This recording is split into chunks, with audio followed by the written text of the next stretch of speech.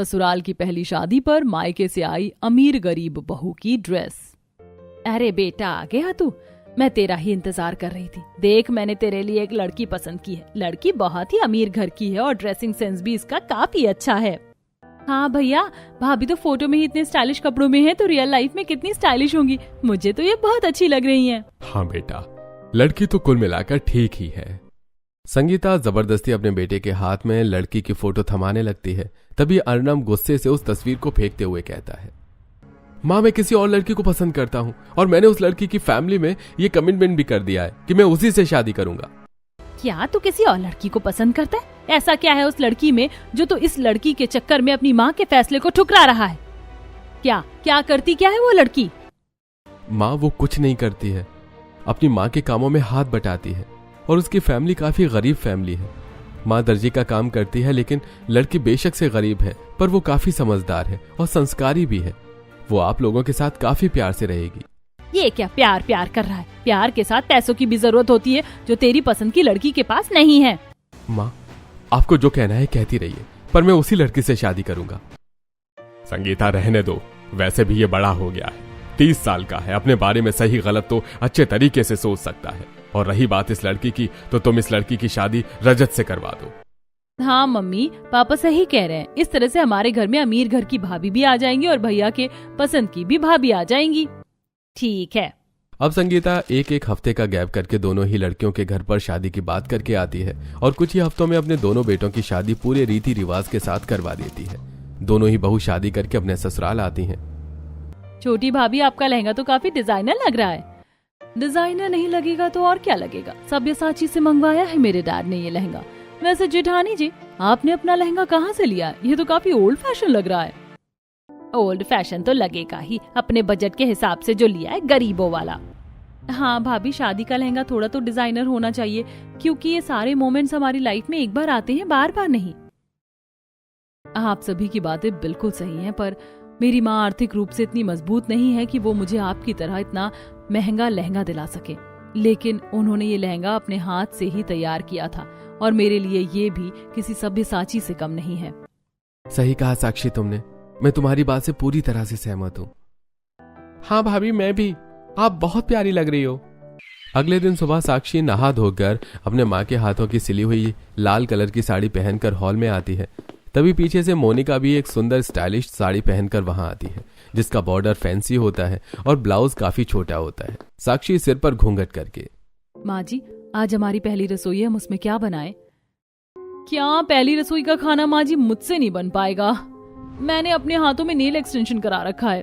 अरे मैंने कब कहा तुझसे ये सब करने को? बड़ी बहू, ये सब तुम कर लेना। और जरा मेरी बात सुनो, तुमने शादी के अगले दिन ही ये कैसे सिंपल कपड़े पहन लिए हैं? तुम्हारी माँ ने कुछ अच्छा भिजवाया नहीं क्या? हाँ भाभी, आपकी ये साड़ी कितनी सिंपल है, जरा छोटी भाभी की साड़ी देखिए कितनी स्टाइलिश है। तभी पीछे से आता अर्नब ये सब सुनकर, माँ पीहू, ये सब क्या है? मैंने आप दोनों को पहले ही कहा था ना कि साक्षी की फैमिली काफी गरीब है, वो ये सब अफोर्ड नहीं कर सकते।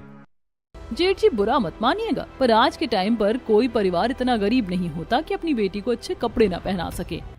देवरानी जी, मेरी माँ सच में बहुत गरीब है और ये साड़ी भी उन्होंने मुझे बहुत मुश्किल से अरेंज करके दिया है। साक्षी, तुम ओवर एक्सप्लेन करना बंद करो, तुम बहुत अच्छी लग रही हो। जाओ अब अपनी पहली रसोई का खाना बनाओ। अब अकेले ही साक्षी अपनी पहली रसोई में कई तरह के स्वादिष्ट व्यंजन बनाती है और उसे डाइनिंग टेबल पर परोसती है। घर के सारे सदस्य डाइनिंग टेबल पर बैठकर साक्षी के हाथ के खाने को खाकर, अरे वाह, खाना तो बहुत स्वादिष्ट लग रहा है। वैसे मोनिका, इनमें से तुमने क्या बनाया है? मैंने कुछ नहीं बनाया, मुझे खाना बनाने में इतना इंटरेस्ट नहीं है। अरे बाप रे, इसका मतलब ये सारा खाना बड़ी बहू ने अकेले बनाया है। वैसे बड़ी बहू, खाना तो तुमने बहुत अच्छा बनाया है। शुक्रिया पापा जी।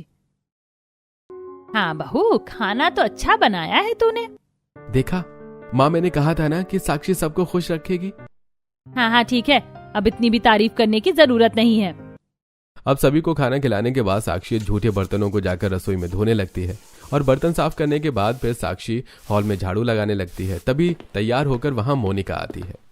मम्मी जी, मैं शॉपिंग पर जा रही हूँ। भाभी, मैं भी चलूँ आपके साथ? माँ जी, घर में इतने सारे काम पड़े हैं, बर्तन और साफ सफाई तो मैंने निपटा लिया है, पर कपड़े अभी भी रखे हुए हैं। अगर देवरानी जी उन्हें धुलवा देती तो ठीक रहता। तुझे दिख नहीं रहा कि मेरी बहू शॉपिंग पर जा रही है? जेठानी जी, मैं सब सुन रही हूँ। कैसे आप कान भर रही हो मम्मी जी का? अरे नहीं, मैं तो बस मदद मांग रही थी। अगर आप मदद करवा कर चली जाती तो ठीक रहता। जेठानी जी, काम करवाने की एक्सपेक्टेशंस कभी मत रखना मुझसे, क्योंकि शादी से पहले भी मेरे घर में ये सब करने के लिए नौकरानी थी और यहाँ पर आप हो। इतना कहकर इतराती हुई मोनिका अपनी नंद के साथ शॉपिंग पर चली जाती है, जिसके बाद सभी गंदे कपड़ों को साक्षी अकेले ही धोने लगती है। सुबह से सारा काम मैं अकेले ही कर रही हूँ। माँ जी भी देवरानी जी को कुछ नहीं कहती, क्योंकि वो एक अमीर घर से है और मैं गरीब। अब इसी तरह साक्षी अकेले ही घर के सभी काम को संभाल रही होती है। वहीं साक्षी की अमीर देवरानी सारा दिन अपने कमरे में बैठकर एसी की ठंडी ठंडी हवा खाती और स्टाइलिश कपड़ों में सिर्फ रील बनाती थी। ऐसे ही कुछ महीने गुजरते हैं और एक दिन साक्षी की नंद के लिए एक बहुत ही अमीर परिवार के घर से रिश्ता आता है। संगीता जी, आपकी लड़की तो बहुत खूबसूरत है और आपका घर भी काफी आलीशान है। मुझे तो आपका रहन सहन और आपकी खूबसूरत बेटी बहुत पसंद आई। शुक्रिया, मैं भी बहुत खुश हूँ कि मेरी बेटी की शादी बिजनेसमैन खानदान में हो रही है। ये तो बहुत अच्छी बात है। चलिए, अब हम दोनों ही परिवार एक अच्छा सा मुहूर्त निकलवा कर अपने बेटा बेटी को शादी के रिश्ते में बांध देते हैं। अब रिश्ता फिक्स करके लड़के वाले चले जाते हैं। संगीता भी रिश्तेदारों में अब शादी के कार्ड बंटवा देती है और अगले ही दिन संगीता की जेठानी कल्याणी आती है। प्रणाम बड़ी सासू माँ। खुश रहो खुश रहो। संगीता, ये क्या तेरी छोटी बहू मेरे पैर छूने नहीं आई? अरे छोटी बहू, बड़ी माँ जी के पैर छुओ। मम्मी जी, मुझसे नहीं होगा ये सब। यही संस्कार दिए हैं संगीता तूने अपनी बहू को। अरे वो अभी थोड़ा थकी हुई है, इसलिए ऐसा करिए। आओ ना, आप अंदर आओ।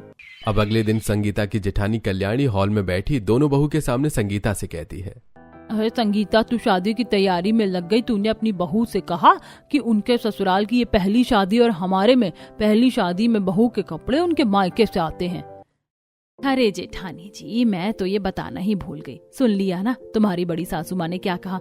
तुम दोनों की शादी के कपड़े तुम्हारे मायके से आएंगे और ध्यान रहे, कपड़े ऐसे होने चाहिए कि खानदान की बेइज्जती ना हो।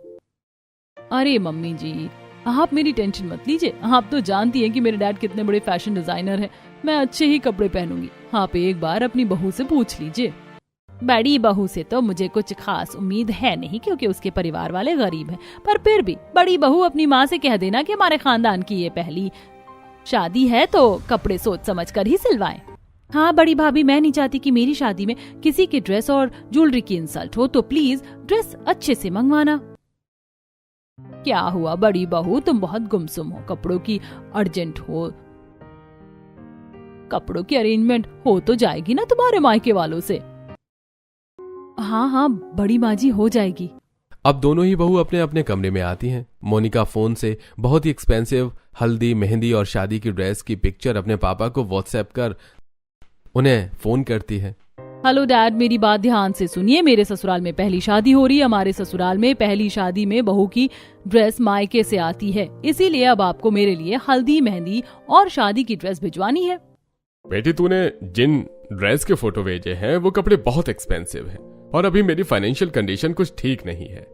मुझे कुछ नहीं पता, मुझे यही ड्रेस चाहिए। मैं चाहती हूँ कि मैं अपने ससुराल की पहली शादी में अपनी ननद से भी ज्यादा खूबसूरत दिखूं। बहू बन चुकी हो तुम किसी के घर की। अरे अब तो ये ईर्ष्या वाली भावना छोड़ दो।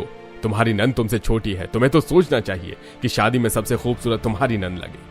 प्लीज पापा, आपसे जितना कहा है आप उतना करो। बाय। दूसरी तरफ साक्षी अपने गरीब माँ से फोन पर बात करती हुई, क्या हुआ बेटी, इतनी घबराई हुई क्यों है?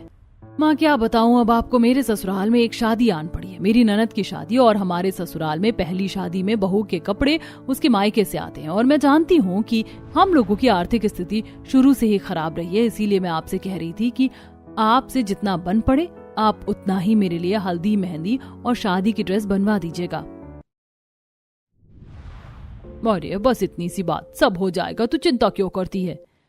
हाँ माँ, मैं जानती हूँ कि आप कहीं ना कहीं से कर ही दोगे, पर फिर भी आप कोई भी जोखिम भरा काम करके ड्रेस देने की कोशिश मत करिएगा। आपसे जितना हो उतना ही करिएगा। अरे तू चिंता मत कर, मैं कोई जोखिम भरा काम नहीं करूंगी। और वैसे भी तेरी शादी करने के बाद मेरे तो सारे सिलाई के पैसे ऐसे ही रखे रहते, मुझे अकेली पर क्या ही खर्च करूंगी। अब मैं अपने बचाए हुए पैसों से एक अच्छी सी ड्रेस सिल लूंगी। ठीक है माँ। दूसरी तरफ मोनिका की माँ, ये लड़की फिर से आपको टॉर्चर कर रही है। ये शुरू से ही ऐसी है, पैसे और कपड़ों की वैल्यू तो उसने कभी की ही नहीं। कोई जरूरत नहीं है इसीलिए महंगे कपड़े खरीदने की। और कैसी बात कर रही हैं आप? आपसे बदतमीजों की तरह मैं सब सुन रही थी, इसीलिए अब इसकी शादी की ड्रेस में वही कपड़े जाएंगे जो इसकी अलमारी में रखे हुए हैं। हाँ, तुम ठीक कह रही हो। वैसे भी मेरे पास अभी इतने पैसे नहीं हैं कि मैं अच्छे कपड़े खरीद पाऊं। इसी तरह 3 से 4 हफ्ते गुजरते हैं। अब साक्षी की माँ मंजू अपनी बेटी के लिए बाजार से जाकर सस्ते कपड़े खरीदती है और उसे सजाने के लिए नेट, गोटा, लेस, सितारे, घुंघरू, ग्लिटर, स्पार्कलर जैसी चीजें लेकर आती है और सिलाई मशीन पर ही अपनी बेटी के लिए हल्दी, मेहंदी और शादी की ड्रेस तैयार करने लगती है। बस कुछ दिन रह गए हैं, बस फटाफट मैं अब अपनी बेटी की ड्रेस सिलकर उसके घर भिजवा दूं। दूसरी तरफ पीहू के लिए घर में ज्वेलरी वाले आते हैं। पीहू, ये ज्वेलरी काफी ट्रेंडिंग है, तुम इसे ट्राई करो, ये तुम पर बहुत अच्छा लगेगा। तभी साक्षी एक सिंपल से गले के हार को हाथ में उठाकर, ये हार भी कितना अच्छा लग रहा है ना भाभी, ये तो काफी ओल्ड है, मैं इसे नहीं पहन पाऊंगी, सॉरी। बड़ी बहू तू रहने दे, तूने आज से पहले ऐसे हार कभी देखे भी थे जो तू पसंद कर रही है? ये सब काम अपनी देवरानी को ही करने दे। सही कहा माँ जी आपने। जेठानी जी जाइए, आप घर के झाड़ू पोछा बर्तन कीजिए, ये सब हम देख लेंगे। ये सुनकर साक्षी नम आंखों से उठकर वहां से चली जाती है और घर के कामकाज में लग जाती है। अब जहां पीहू की शॉपिंग हो रही थी वहीं कुछ दिनों के बाद अब दोनों बहू के कपड़े भी उनके मायके से आ जाते हैं। मोनिका अपने कमरे में अपनी ड्रेस देखकर, अरे ये सब तो मेरी पुरानी ड्रेसेस हैं। मोनिका गुस्से में अपनी माँ को फोन करती है। माँ, ये सब क्या है? आपने मुझे मेरे ही पुराने कपड़े भिजवा दिए, मैं ये पहनूंगी अपने ससुराल की पहली शादी में। हाँ, यही पहनोगी तुम, और जो भिजवाया है पहन लो, हम पहले से ही परेशान हैं और परेशान करने की जरूरत नहीं है। इतना कहकर शांति फोन रख देती है। डिस्गस्टिंग डैड, आपने ये ठीक नहीं किया। वैसे ये कपड़े भी इतने बुरे नहीं हैं, इन्हें मैंने सिर्फ एक बार ही पहना है। मैं इन कपड़ों में भी अपनी जेठानी जी को बहुत ही अच्छे तरीके से नीचा दिखा सकती हूँ। माँ आपने मेरे लिए कितने प्यारे प्यारे ड्रेसेस सिले हैं, शुक्रिया माँ। अरे बस कर, और सुन, मैंने हल्दी, मेहंदी, शादी के कपड़ों के साथ साथ एक ड्रेस एक्स्ट्रा भी भेजा है, अगर जरूरत पड़े तो उसे भी इस्तेमाल कर लेना। ठीक है माँ। इसी तरह कुछ दिन गुजरते हैं और अब पीहू के हल्दी का दिन आता है, जहां पीहू एक सुंदर से पीले कलर के लहंगे में पीले कलर के फूल में बैठी हुई होती है। हल्दी में सभी लोगों ने पीली साड़ी तो पीला सूट पहना हुआ होता है। कुछ औरतें ढोल बजाकर हल्दी के संगीत गा रही होती हैं तो वहीं कुछ औरतें ठुमके लगा रही होती हैं। ये लीजिए चाय पी लीजिए, कब से आप लोग संगीत गा रही हैं। हाँ बहू, चाय तो दे दे, चाय के लिए तो हम कभी मना नहीं करेंगे। और जा, अब तू भी तैयार हो जा, देख तेरी देवरानी कैसे ठुमके लगा रही है। जी बस थोड़ी सी हल्दी कूटनी रह गई है, उसे कूट कर मैं तैयार होकर आती हूँ। साक्षी रसोई में हल्दी चंदन कूट कर अपने कमरे में तैयार होने आती है। साक्षी हल्दी के फंक्शन में पीले कलर का शरारा घरारा पहनती है और तैयार होकर हल्दी के फंक्शन में आती है और अपनी नंद को हल्दी लगाते हुए, पीहू तुम्हारे ऊपर तो हल्दी का रंग बहुत खूबसूरती से चढ़ा है। थैंक यू भाभी, वैसे आपकी हल्दी ड्रेस तो बहुत अच्छी लग रही है। अरे संगीता की बड़ी बहू की ड्रेस कितनी अच्छी लग रही है, हल्दी वाली। अरे तुम बड़ी बहू को छोड़ो, छोटी बहू को देखो कैसे छोटे छोटे कपड़ों में नाच रही है। Nand ji let's click a picture. भाभी आपने कैसे कपड़े पहन लिए? ये हल्दी का फंक्शन है और आपने इतना body fitting 1 piece short dress क्यों पहना है? इसका गला भी कितना डीप है। बहू तुम हल्दी के फंक्शन में हो, किसी क्लब में नहीं जो इतने छोटे कपड़ों में घूम रही हो। प्लीज बड़ी माँ जी, आजकल यही ट्रेंडिंग में चल रहा है और मुझे ट्रेंड के साथ बने रहना अच्छा लगता है। ये मेरी अमीर बहू तो शादी के पहले फंक्शन में ही मेरी बेइज्जती करवा रही है, अभी तो मेहंदी और शादी बाकी है। इसी तरह अगले दिन मेहंदी का फंक्शन आता है, जहां मोनिका एक ग्रीन कलर का स्ट्रैपलेस ड्रेस पहनकर आती है जिसकी लंबाई घुटनों तक होती है। उसका गला काफी डीप होता है।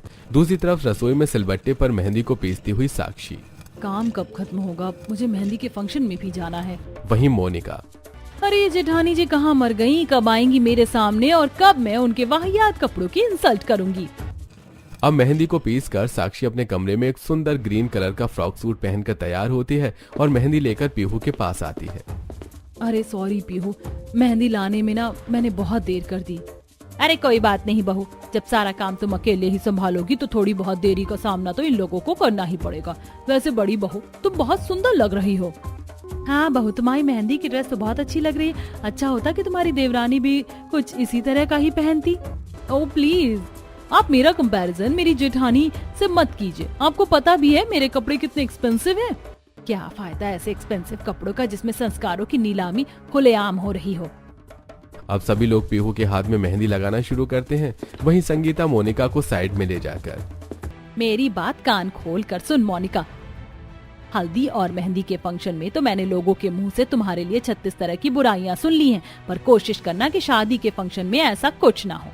और हाँ, मैंने तुम्हें अच्छे कपड़े पहनने को कहा था, पर तुम तो अच्छे कपड़ों की जगह सिर्फ अच्छे तरीके से अपने अंग प्रदर्शन कर रही हो। अरे कपड़े पहनने का ढंग जरा अपनी बड़ी बहू से सीखो, जो गरीब होने के बाद भी इतने अच्छे कपड़े पहन रही है। माँ जी, अब इतने स्टाइलिश कपड़े हैं तो थोड़ा बहुत तो बॉडी दिखेगा ही ना। इतना कहकर मोनिका गुस्से से अपनी सास का हाथ झटक कर वहां से चली जाती है। और अब 2 दिन बाद शादी का दिन आता है, जहां पीहू एक सुंदर डिजाइनर लहंगे में तैयार होती है। वहीं मोनिका ने एक पिंक कलर का 1 पीस ड्रेस पहना हुआ होता है, जो आगे से काफी शॉर्ट और पीछे से काफी लॉन्ग होता है। वहीं साक्षी ने बहुत ही स्टाइलिश लहंगा पहना हुआ होता है। और अब मोनिका, साक्षी अपनी नंद को लेकर स्टेज पर खड़ी होती हैं। संगीता, ये क्या है?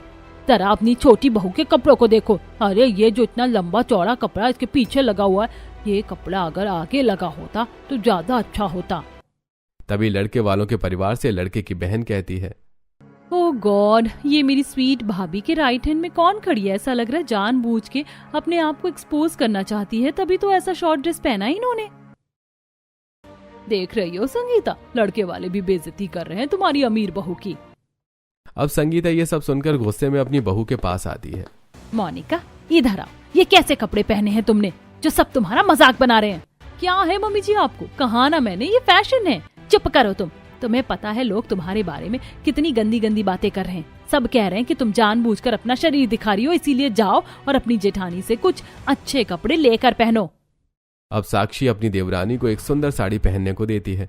साड़ी काफी स्टाइलिश होती है, उसका बाजू भी काफी फैंसी होता है। अब मोनिका वो साड़ी पहनकर स्टेज पर आती है। स्टेज पर जयमाला की रस्म होती है। उसके बाद पीहू अपने पति के साथ मंडप पर आती है। तभी वहां पर शिखा भी आती है। एक्सक्यूज मी, अब आप बहुत खूबसूरत लग रही हैं, बुरा मत मानिएगा, पर पहले वाली ड्रेस से आप काफी चीप लग रही थी। इतना कहकर शिखा वहां से चली जाती है। अब आस पड़ोस के लोग भी मोनिका की तारीफ करते हैं। अब लग रही है ना ये अपनी नंद की भाभी, पहले तो काफी अभद्र लग रही थी। अब एक के बाद एक तारीफ सुनकर मोनिका को भी एहसास होता है कि शायद उसने सही ढंग के कपड़े नहीं पहने थे। कुछ देर बाद पीहू की शादी पूरी विधि विधान के साथ हो जाती है और वो खुशी खुशी अपने ससुराल विदा हो जाती है।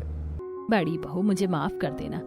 मैं तो तुझे और तेरे परिवार को बहुत गरीब समझती थी और मुझे लगता था कि तेरे कपड़ों से मेरे परिवार वालों की बेइज्जती हो जाएगी, पर तूने तो मुझे ही गलत साबित कर दिया और आज तेरे ही कपड़ों से छोटी बहू की भी मान मर्यादा इस शादी में बनी रहे। हाँ माँ जी, आप सही कह रही हैं। आज मुझे एहसास हो गया कि मुझसे भी कहीं ज्यादा अच्छी ड्रेसिंग सेंस देवरानी जी के अंदर है और आज इन्हीं की वजह से मेरी बची खुची इज्जत रिश्तेदारों के बीच संभल पाई। अरे बस बस, ये तो मेरा कर्तव्य है। अब इस दिन के बाद से दोनों ही देवरानी जेठानी के बीच अमीरी गरीबी के जो गिले शिकवे थे वो खत्म हो गए और दोनों ही मिलकर खुशी खुशी रहने लगते हैं।